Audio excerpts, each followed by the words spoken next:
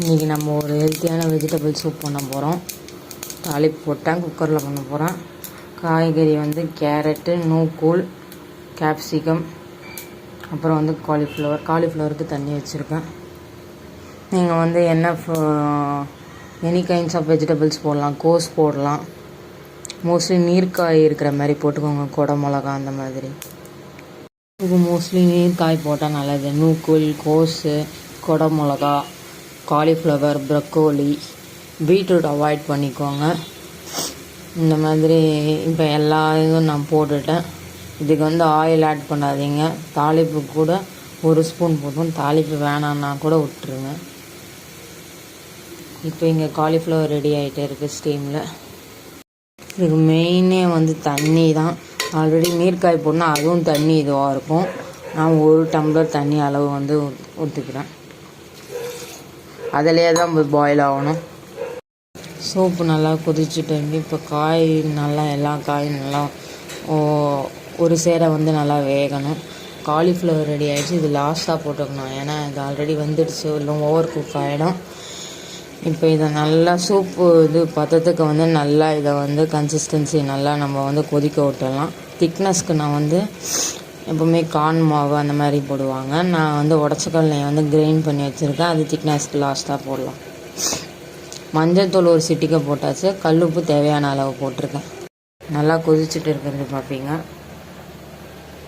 எப்போவுமே வந்து வெஜிடபிள்ஸ் ஒன்று வேக வச்சு எதனா பண்ணிங்க, சுண்டல் தண்ணி அந்த மாதிரி பண்ணிங்கன்னா அதெல்லாம் வேஸ்ட் பண்ணாதீங்க. வடிகட்டி அதுலேயே கொஞ்சம் யூஸ் பண்ணிக்கலாம், கொஞ்சம் ஹெல்த்தியாக இருக்கும். நான் காலிஃப்ளவர் பண்ண தண்ணியில் தான் இப்போ இதை வந்து ரெடி பண்ணிகிட்டு இருக்கேன்.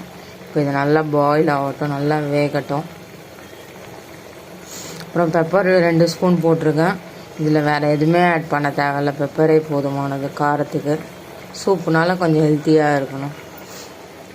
கொதிக்குது, நான் அதை மூடி போட்டுட்டேன். இப்போ அதை ஓப்பன் பண்ணி பார்க்கலாம். நல்லா கொதிச்சுட்டு இருக்கு.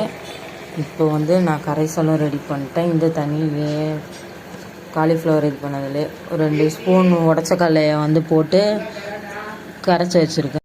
நல்லா கொதிக்குது. காலிஃப்ளவரை போட்டேன். ஒரு 5 மினிட்ஸ் கொதிச்சக்கப்புறம் இது போட்டு கொதிக்க வைக்கலாம்.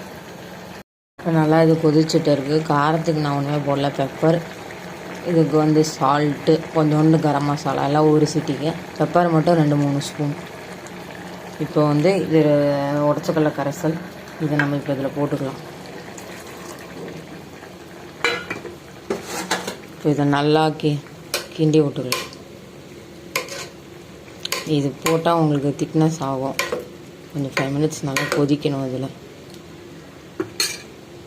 இது நல்லா கொதிச்சுட்டு வரலாம். நீங்கள் பார்க்கலாம், திக்னஸ் ஆகிட்டே இருக்குது. ஒரு 5 மினிட்ஸ் நல்லா ஆகணும்.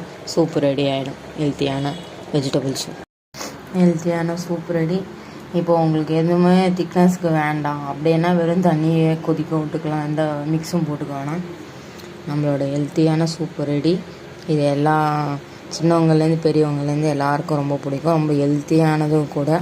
இப்போ லைட்டாக அப்பப்போ கிளைமேட் சேஞ்ச் ஆகுது, கோல்டு இது எல்லாருக்கும் வந்து ஃபீவர் ஆகுது. இந்த மாதிரி சூப்பை வந்து ஹெல்த்தியான சூப்பை கொஞ்சம் ட்ரை பண்ணி பாருங்கள். இப்போ இந்த சூப் உங்களுக்கு பிடிச்சிருந்தது, குக்கிங் விலாக்ஸ் வந்து நிறைய யூடியூப் சேனலில் வேணும்னா கொஞ்சம் இதை வந்து லைக் பண்ணிக்கோங்க, சப்ஸ்கிரைப்.